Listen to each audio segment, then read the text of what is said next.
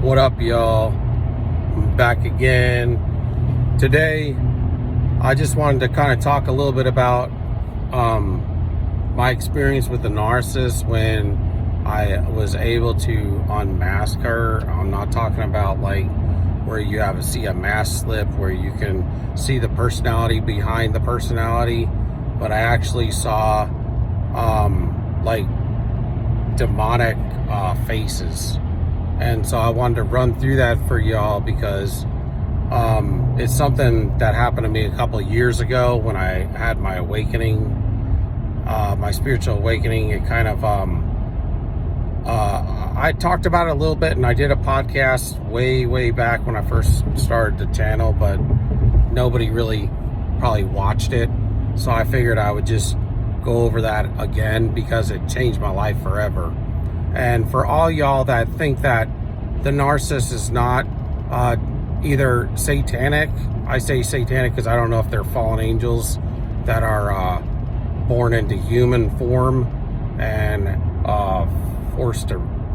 I know humanity doesn't reincarnate, but I don't know if they're forced to reincarnate here in the earth until the day of damnation or what. But I say satanic because demonic would be of demons. And when I reference, and I went to seminary school, but when I look up all of the people that were delivered of demons in the New Testament, because that was what Jesus had ordained. That was one of our many things to do here on the earth, was to cast out demons, right? But what happened, when you really research that, you'll find that a lot of people that got cast demons out or healed or whatever, they were sick. It's pretty interesting, but there was a couple of people that dealt with demons that they were all along the lines of sickness, except for maybe Legion, but Legion was still kind of sick. He's sick in the head, maybe, this particular, but you could tell this guy did not want to be like this. He was out in the wilderness and tearing up his own flesh and stuff. So I don't know.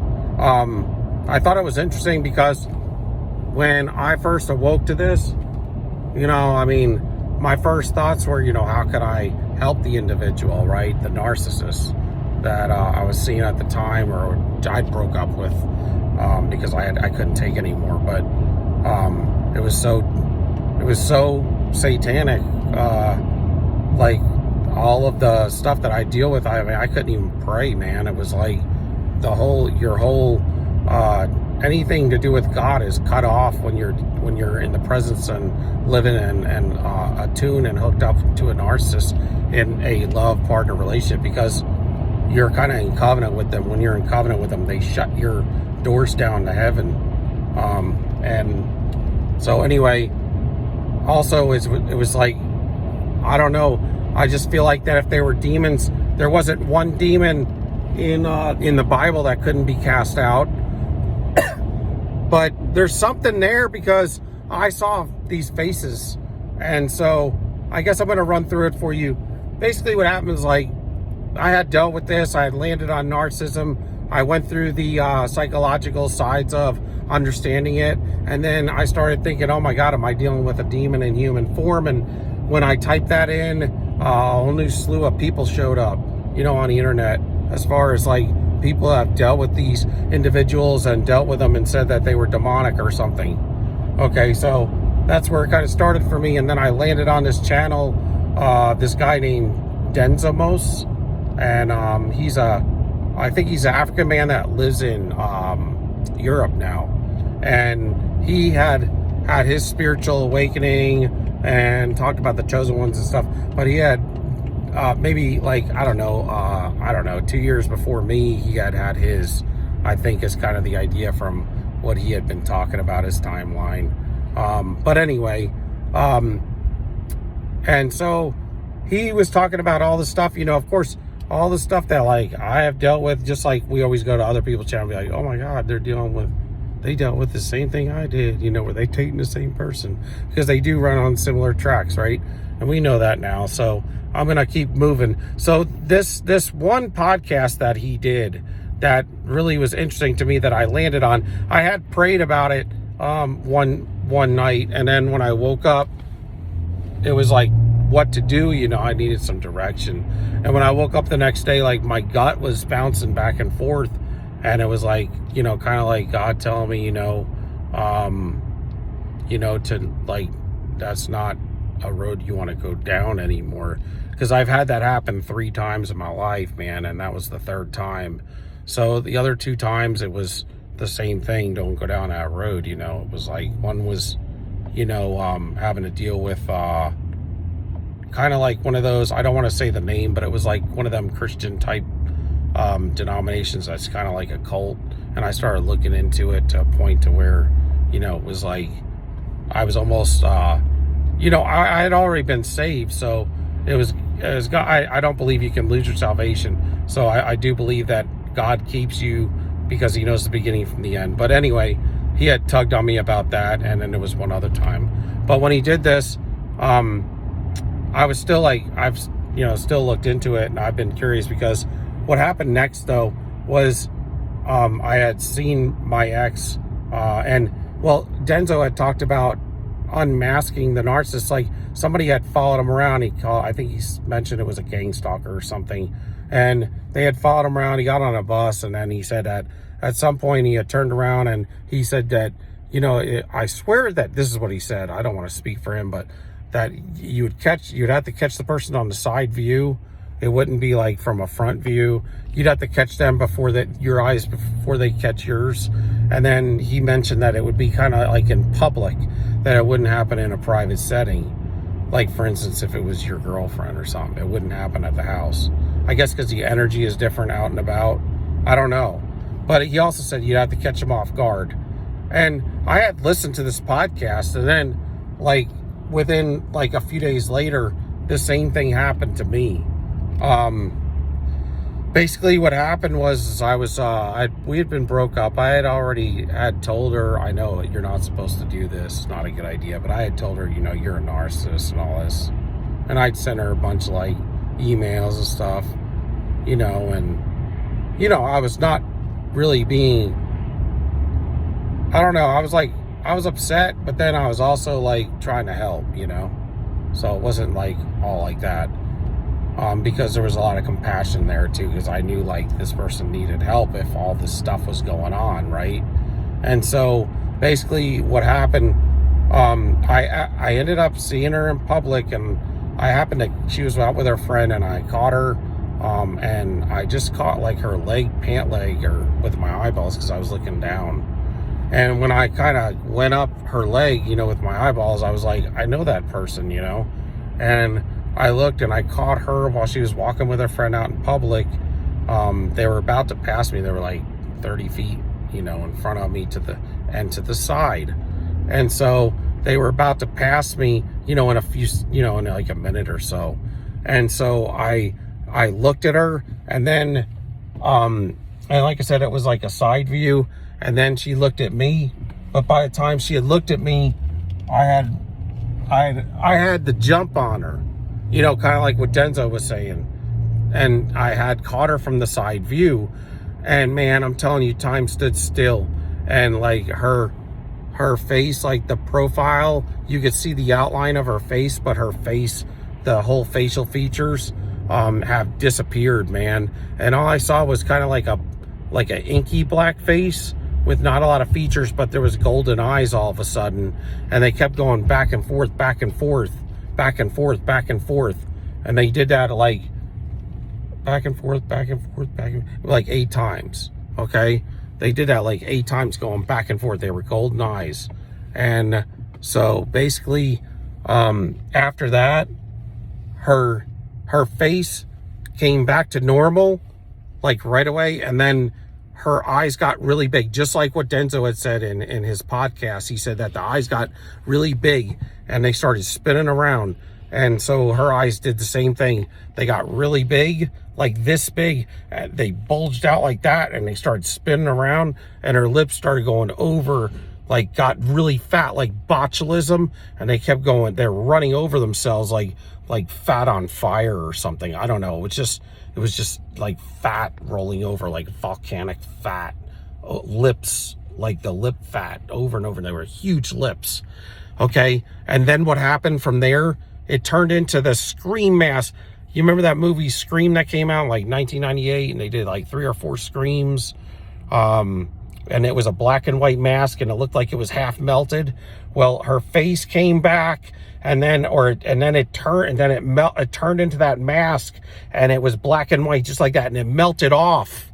And then it flew like going like a flag going 100 miles an hour on a flagpole in the middle of a hurricane, and it flew like that, and it went, and it sounded like that too. And the whole mask, it flew into like nothing, and it was like boom. And then there was like I don't know, like a cloud of smoke and some like sparkly stuff. I swear to God, man, this is stuff you'd only, I mean, it looked like, when the eyes were huge, it looked like a cartoon, like exactly what you'd see on a cartoon, almost like when their eyes would poke out like that.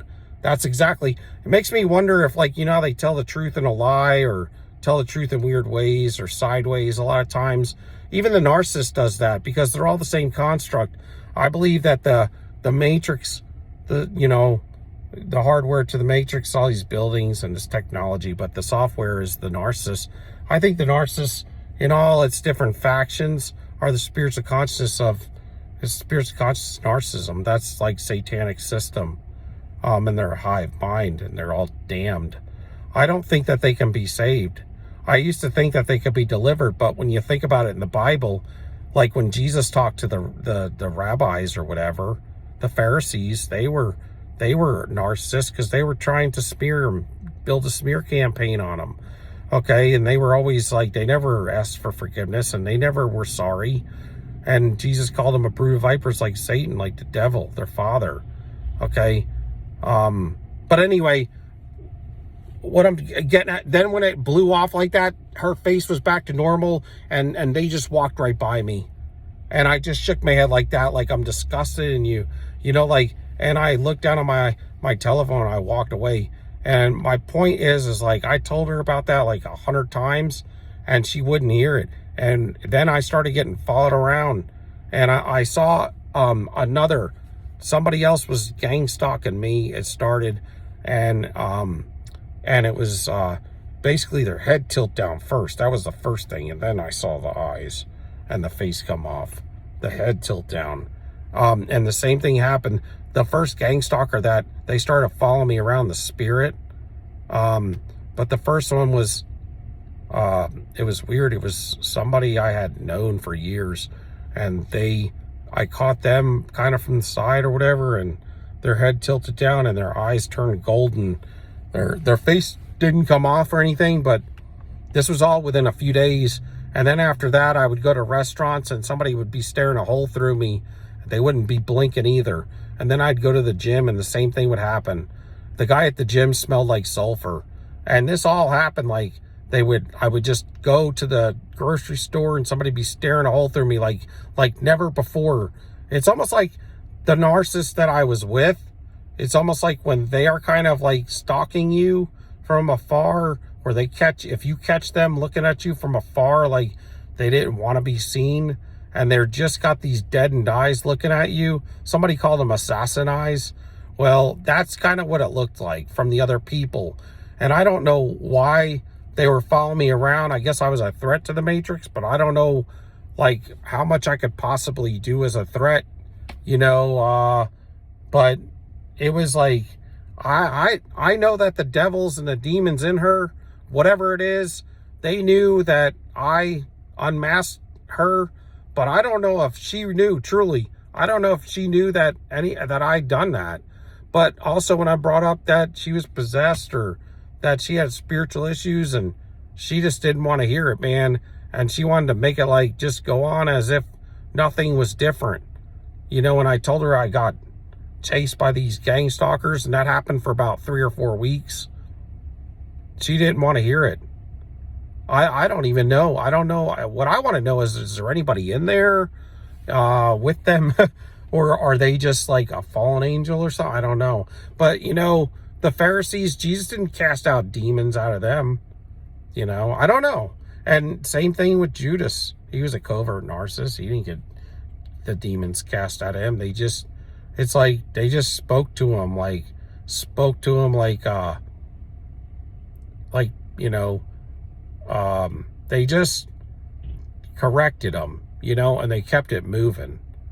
They just gave him a stern talking to, and they kept it moving, you know.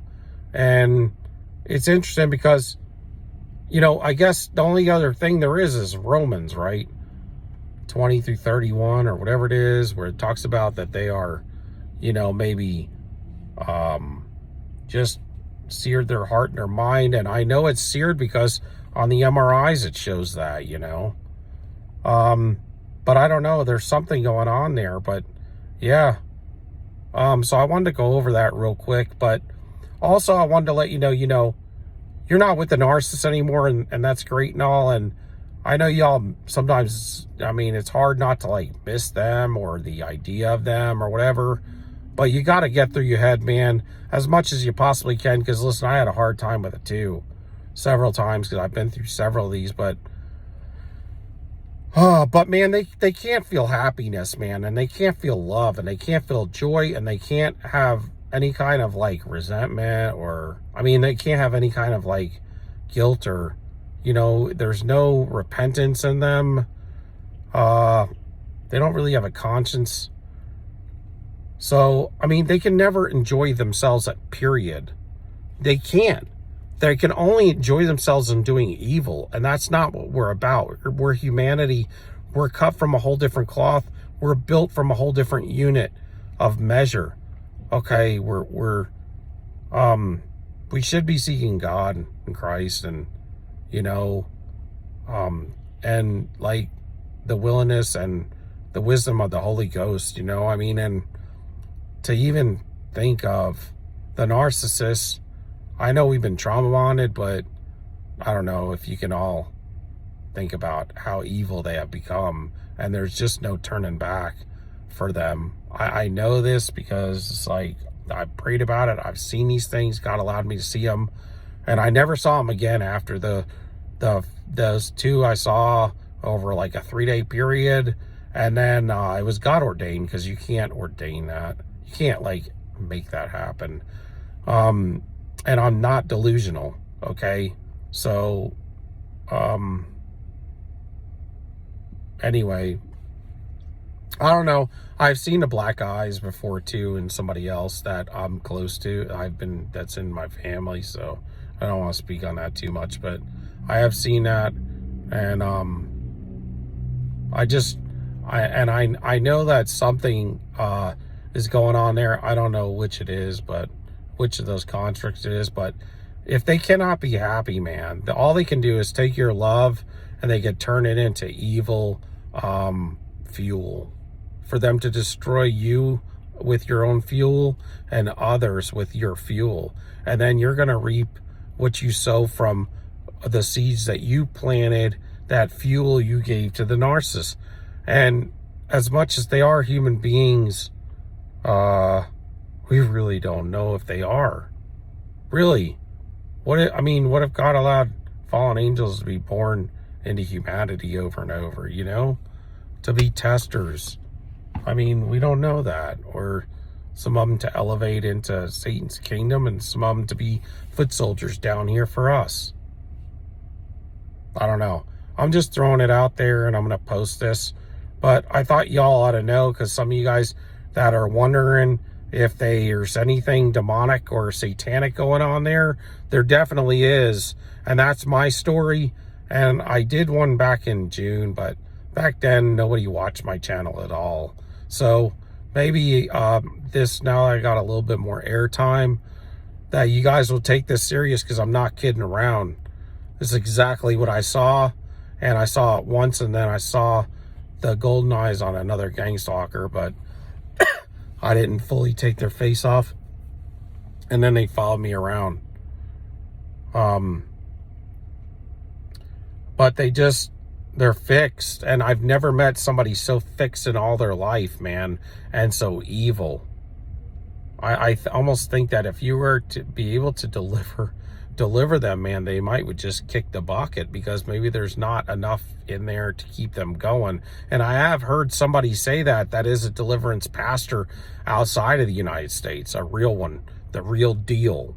You know, like, they were out in the bush doing this, and they said that some people you can't deliver because it would just, there's nothing in there anymore. They told me there is no person, there's no personality anymore. It's just been eaten up or infested with so many demons that they've just all but took over.